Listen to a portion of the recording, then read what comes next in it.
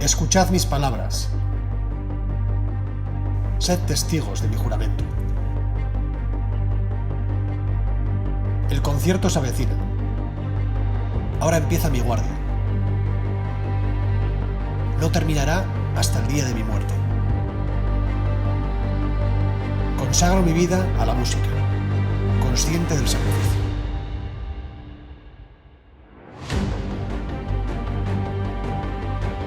Entrego mi tiempo y mi arte a los demás, aunque no siempre me tributen el mismo entusiasmo que yo pongo sobre el escenario.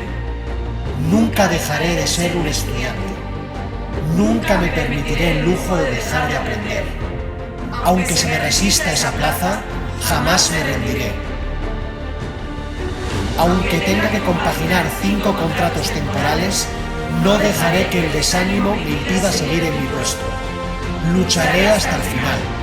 Seguiré, instrumento en mano, por encima de mis flaquezas, por debajo de los límites que alcanzaré algún día. Ensayo tras ensayo, concierto tras concierto. Soy el protector de la música, el guardián de la cultura. Soy el que te emociona, el que te alegra el día y el que te hace seguir adelante. Soy lo que escuchas en soledad, lo que bailas hasta desfallecer y lo que cantas apasionadamente. Soy músico.